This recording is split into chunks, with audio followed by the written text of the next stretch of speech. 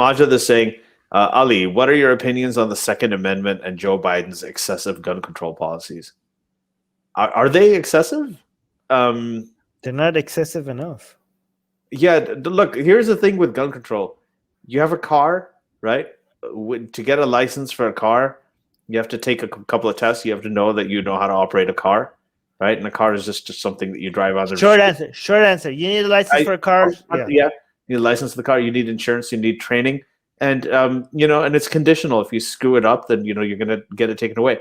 Same thing should apply to guns. That's not excessive. That's normal. That's normal. Guns are these are things that kill people. They're only there to kill other things, right? So you at least have licenses that are dependent on training. United States is way behind most advanced countries in the world. Like, it's not even getting close to most other countries. Right? And one misconception, people think there's a misconception about it. I mean, recently Canada came up with gun bans on a lot of semi-automatic weapons. People thought, oh, didn't Canada already ban guns? No, you have gun rights here. You can buy guns, you can own them, you can get a license. It's just not insane. It's not insane like it is in the US. You can get it from Walmart. Okay, I'm going to respond to this. AJ is saying Susanna works too hard. Yes, she does. And if you support Atheist Republic, we can hire a lot of people that are doing some of the work that she doesn't need to be doing. Like, Susanna is really good at so many things that she's not doing because she's get involved in the day-to-day tasks.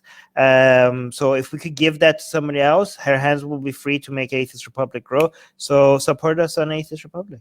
Armin, did you see the super chat? We got a super chat. Yes. I'm getting there right after this one. It's getting here. Okay, Shiva Das is saying, this is more of an abstract question. Yeah, we already talked about this. Oh yeah. So here's the super chat. Yes. Thank you so much. Thank you very much. $20. That's a huge super chat. Yeah, and you said green tea, so I think green tea. Thank you, D. That's really thank you so much for super appreciated. Really. Yes, thank you, D.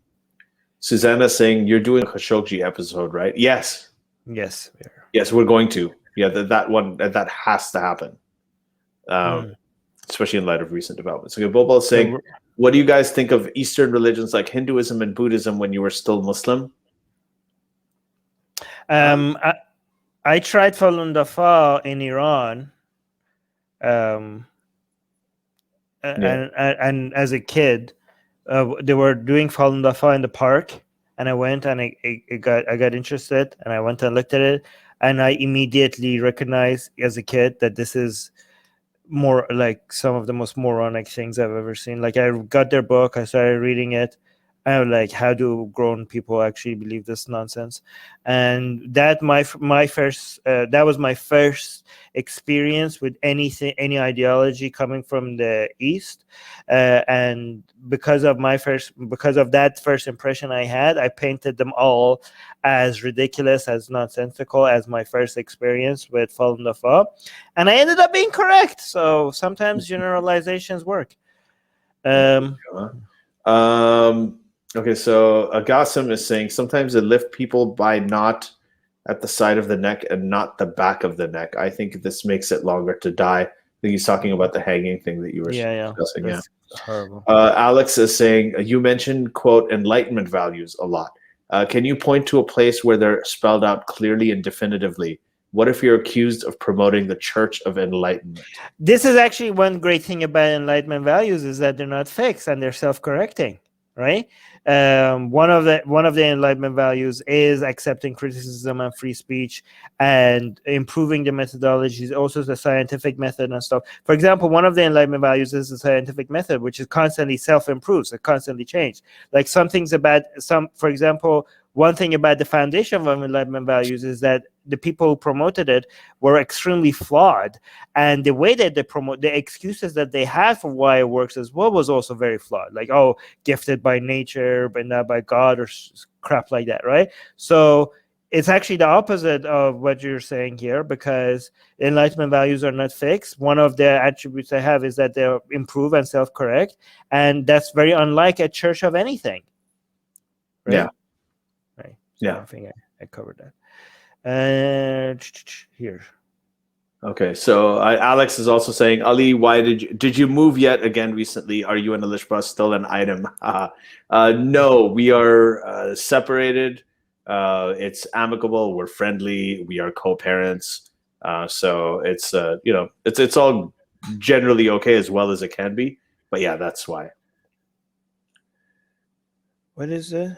Muhammad Nawaz Baloch is saying, hey, Armin, you didn't say a thing about Sarawak Balochistan people are being killed by the mullah regime. You actually mentioned it last time. Yeah, I did. The Baluch. Yeah, and we're going to talk about that in the future as well. Yeah, Muhammad, maybe if you had, maybe instead of saying that, you ask a question, this would be an excuse for us to say more about it, but you didn't ask a question. So there you go. Sorry, I got to answer one thing really quickly. A very quick answer. Shuva Das is saying, Ali, rest in peace or injustice for all. There's a very, very good question. Wait, where is that? 12:20 a.m. Okay, hold on. I'll find it. There we go. Oh, thank you. I am going to very slightly lean towards injustice for all, but rest in peace was absolutely, absolutely phenomenal. Only second to Countdown to Extinction, which I, for the first time, heard in Medina, and I was listening to on my Walkman while I was doing Tawaf in Mecca as well. The Countdown to Extinction album, 1991. Incredible. Okay, let's go on. Just two more questions. Awesome. Armin, you were Hellboy as Muslim kid. I like this guy. What would you tell him if you had a time machine and could go back then? Don't wait. I wouldn't tell him anything, because then I would kill myself if I did. If I changed anything about my past, me today would not exist. It would be something else. So I would stay away from myself. Yeah. Right. So that's how the butterfly, if any smallest amount of interaction will completely, in fact, I wouldn't go back in time, because I would just stepping back in time will basically kill myself today. Just like the butterfly, if I just going in and just touching the smallest item or sneezing or anything will completely change the course of that timeline in a way that me as I know it today would not even exist. So that would be basically suicide, and I would not do that. Oh, anyways.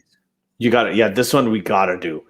Who's your favorite rapper? Armin, do you have an answer to this? I don't have an answer to this.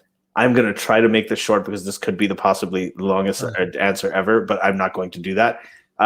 It comes down to the first rapper I heard that actually blew my mind. I was like, this is completely new. I've never heard any of this. Is Snoop Dogg. That was Doggy Style back in the 90s when that first album came out. The guy used to weave in and out of beats. He'd be offbeat at just the right places. His phrasing was absolutely incredible. And Eminem was really great later too. Jay-Z's amazing. Dre was phenomenal, even though he wasn't starting as a rapper. Eazy-E was the first guy. There's so many of them, but I think Snoop Dogg, the first time I heard it, I was like, this is truly innovative.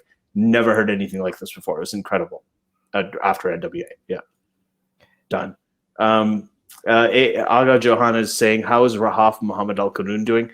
I've seen her tweet from time to time, but I think that she's kind of, I don't think she really is that, I don't know how many people she's communicating with, but she's not very public. She occasionally says things here and there. Okay, I'm going to answer this one. Alex is saying, but there must be something that distinguishes an enlightenment value from others.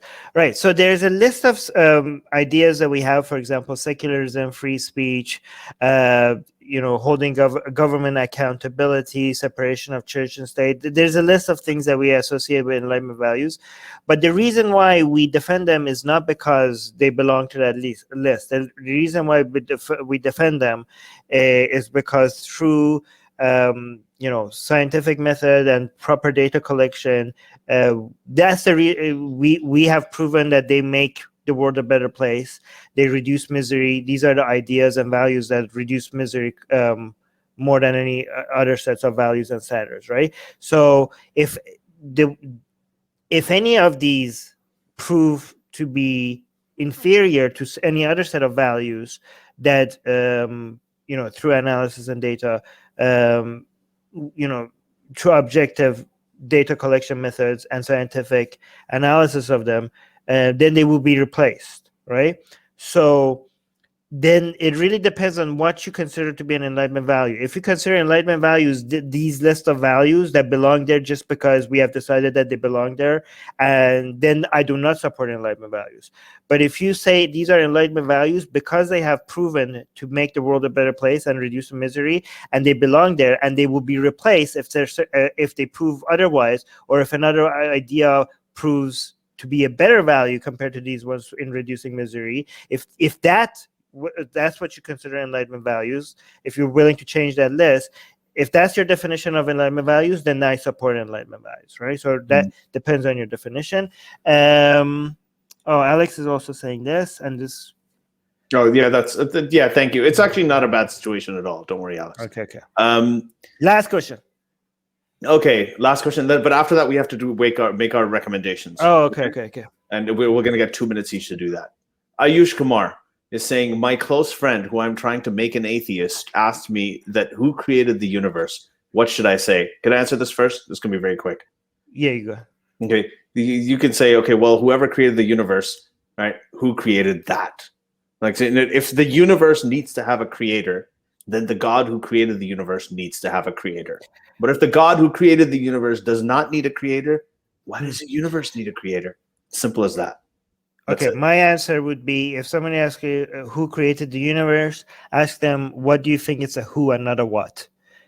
Right? Instead of answering the question, ask them, how do they know it's a who and not a what? And let them go through the explanation of why they're saying who and not a what. And then when they come up with an explanation, then ask a question about that. And then ask a question about that. And one more thing, the question is a wrong question. The question is. It shouldn't even be a who question. Yeah, and the one other quick thing. The reason it's a wrong question scientifically is, if you look at, if there was a singularity and a Big Bang, right, that it all started from, that was also the beginning of time. So if time didn't exist, then there's no such thing as before. There's no such thing as before. There's no cause and effect. There's no creator. That's also another thing. But that is if you subscribe to that. There's a lot of different arguments you can go into. I've written about them in my book, and I think Armin has too. Hey guys, if you want to join these streams live, get your comments and questions read by Ali and Armin and the guests, and most importantly, to get full access to the full video versions of all these episodes, become a patron. Link in the description below.